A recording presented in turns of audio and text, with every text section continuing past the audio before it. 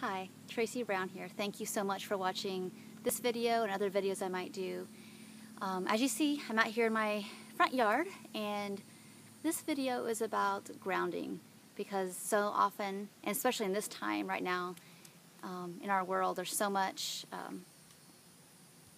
negativity and overwhelm going on, understandably so, around the events that are happening. And between that and just this, sometimes what we see as our struggles around taking care of ourselves and our families, it's very easy to get in this fight or flight mode and stay there, which is super taxing to the body, which of course is going to impact your hunger and fullness. So today's video is going to be about recognizing the patterns you might have around self-care and getting your needs met with food, and trying a few simple steps. And in future videos we'll go into more depth about these steps.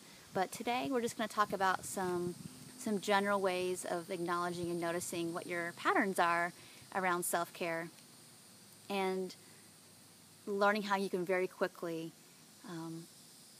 provide some stability, some security, and some safety for yourself.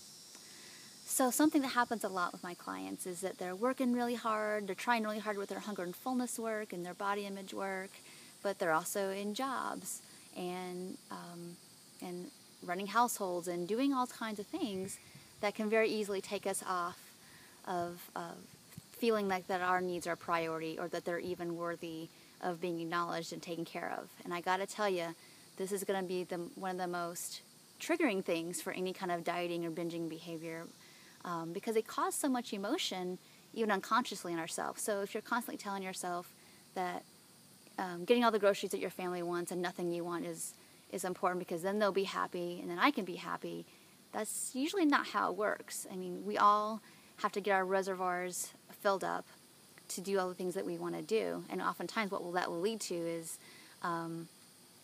you are getting the groceries you think that you and your household need, and then there's not much that you actually really want, and so you create extra stress by then feeling deprived and feeling frustrated by that, or even sad by that, which can cause even more behaviors with food. And then secondarily, you're probably spending more money going on extra trips to the store in secret, or even by yourself, to get the things you actually want.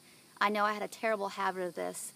Well, it was actually really interesting. I wouldn't call it terrible, but it was just this continuous pattern of buying what I thought everybody else wanted, and then I didn't have anything I wanted, like maybe for some play or for fun food. So I probably would spend more money than I ever would have if I had just bought initially what I wanted with permission going to the store, instead of multiple trips to the pharmacy to get candy, or the grocery store to get extra cookies, and then buy extra stuff too that I maybe didn't really need, just out of deprivation. So it's really, really important to acknowledge what your needs are and to give yourself permission to do that. I know that can be really difficult, so my suggestion for you is to do one easy thing, whether that is, let's say there's a meal that everybody likes universally, but why can't you? Who says you can't go to the effort to make 2 different proteins? If you don't prefer the one that you always make, can you make a separate one? So let's say that the family really loves, a certain kind of soup. Let's say chili. I know it's summer, so probably not chili, but it's just a good example. So chili, but you prefer yours to have lots more beans, but the family really doesn't. So why not make, if you're going to be cooking, make another pot of something you really prefer, and make that a priority, and learn to feel the satisfaction and the pleasure in that, of providing for yourself. Eventually that becomes the way you will be. I know that's what happened for me, is that sometimes I'll be making the same thing, but somebody in my household will like it a little bit different, and it's not really extra effort, or very minimal to do it.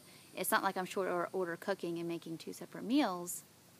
It's just a variance that everybody gets some satisfaction. So that's really important. The other pattern that I've been seeing a lot recently, and I know I have it in myself as well, is just overworking with no breaks, and feeling like that's going to earn you extra brownie points. I know you might be in a situation where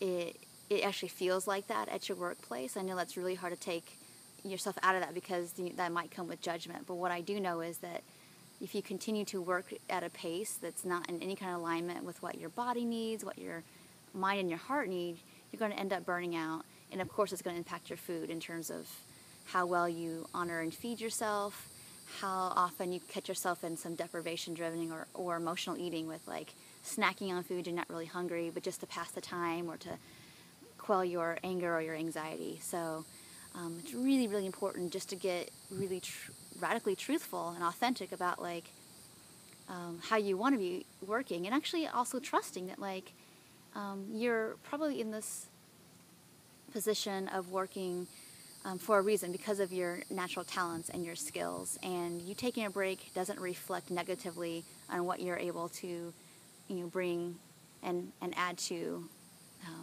the situation.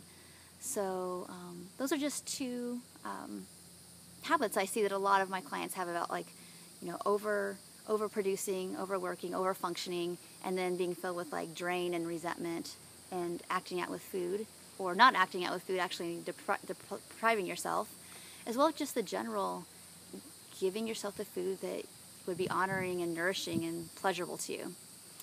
And so a couple things we can do to get ourselves out of those patterns that build back in some natural pleasure. So of course you see that I'm outside in some shade, got a nice breeze going today, which is really nice.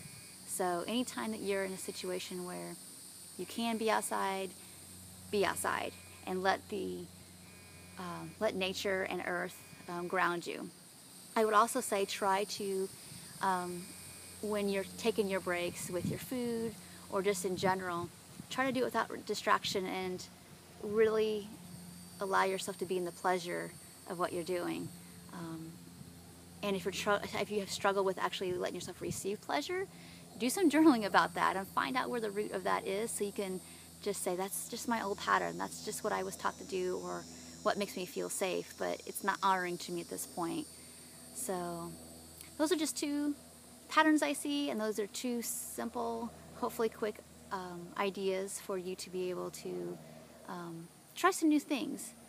We can only do new things if we build new neural pathways to support that. So it might not feel normal, natural, or comfortable to do new things, but it's vitally important to feel the feelings that you want to be feeling, and then it's going to lead to actions that will continue to support more of that. So I think that's it for today. I hope you're doing really well, and until next time, take care.